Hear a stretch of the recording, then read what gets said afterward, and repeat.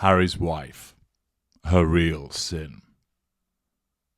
One of the major difficulties that arises with Harry's wife is that too many people don't truly understand what her problem is, and it is her narcissism. That is what causes her to behave in the way that she does, which causes considerable dislike from a significant section of society. The way that she believes that she's always right, the way that she believes that she's always picked on, the way that she self-obsesses and is self-preoccupied, the necessity of sharing every minor detail about her life with the media and the public at large. All of those things are driven by her narcissism. Her inability to see that she is at fault, the fact that she can't issue a meaningful apology, the fact that she's manipulative. All of those things are driven by her narcissism.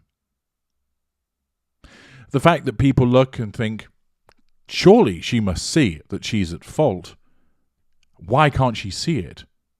Is again driven by her narcissism. It blinds her to her own behaviour in a pathological way, so she can never ever see that she is the problem. Her default setting, caused by her narcissism, is that everybody else is at fault. So many observations are made about her behaviour. She's a grifter. She's a social climber. She's a gold digger. She's a mean girl. All of those descriptions actually arise from her narcissism. Of course, much is made of the fact that her small band of supporters, albeit very vocal ones, repeatedly play the race card and make out that the treatment of Harry's wife is all about her race. The response to that is no. It's her behaviour. It's the things that she does, the things that she says, the lies that she tells, the necessity of making it all about her. That is what people have a problem with, and of course, the lies and the placing herself at the centre of attention, the breaching of conventions and protocols are all driven, again, by her narcissism. Getting to the heart of her behaviours is actually quite simple. All you need do is watch my extensive series about her, and that gives you the answers. It's always driven by her narcissism's pursuit of the prime aims. So that, in effect, is her real sin, her narcissism. But an article by Mohammed El-Assar in Fortune seeks to identify this real sin, stating, Harry's wife's real sin that the British public can't forgive and the Americans can't understand. He writes, a year into my stint as Fortune's commentary editor, I never expected that of all the things I'd look back on, royal news would be top of mind. Yet, here I am, and here we are, with more drama between the Windsors and the Sussexes. But we all need to pay attention. This is a major business story, a major race relations story, and a major transatlantic alliance story.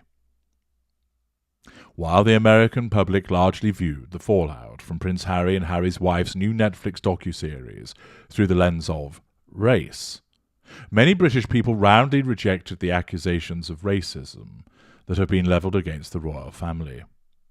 Both sides are partially right, and the ways they're both wrong reveal the cracks in the special relationship.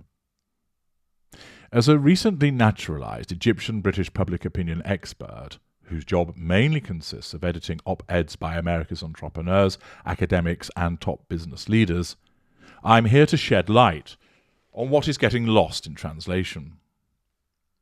Fortune's contributors and readers are mainly interested in varied but broad themes, keeping the American dream alive, the future of capitalism, and ways to change the world.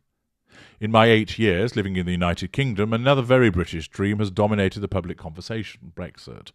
As that saga rumbled on, the conversation turned to keeping calm and carrying on amid fiscal austerity in the most British way imaginable.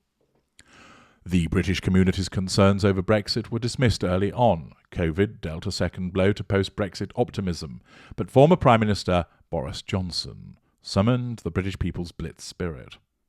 Concerns over the falling standards of living were equally dismissed, as the nation's obsessed with how to make a penny stretch and the media dispensed tips and tricks on how not to freeze to death in your own very expensive home.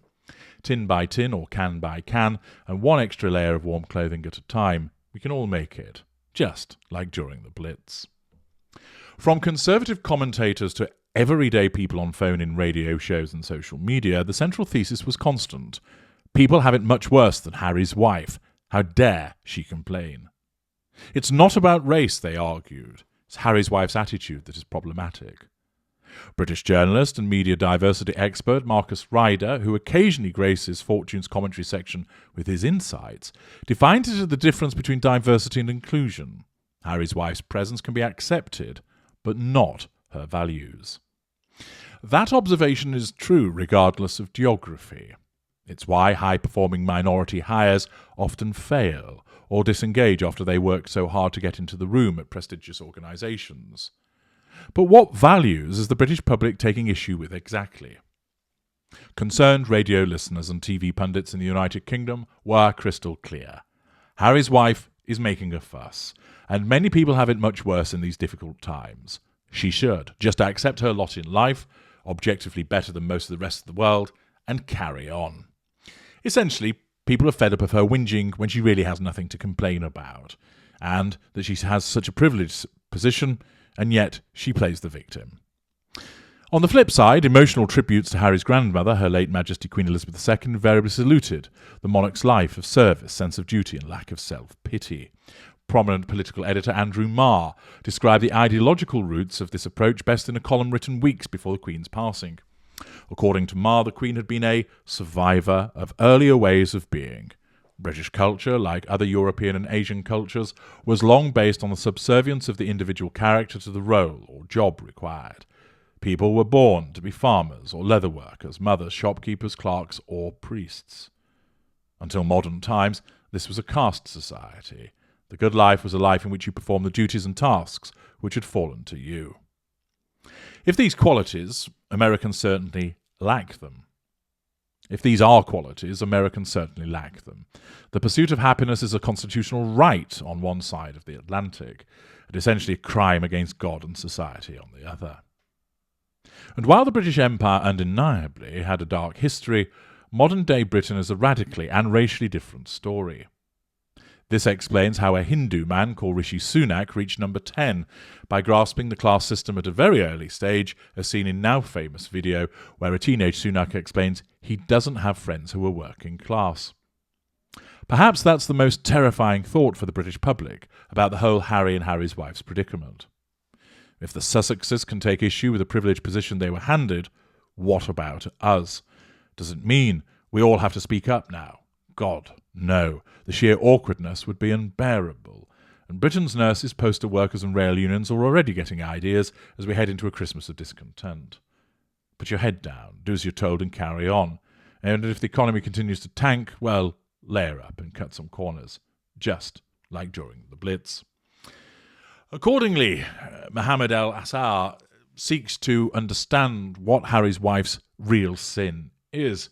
And whilst there's food for thought, it's another commentator that misses the mark. Her real sin is her behaviour. And what is behind her behaviour? Her narcissism. It is as simple as that.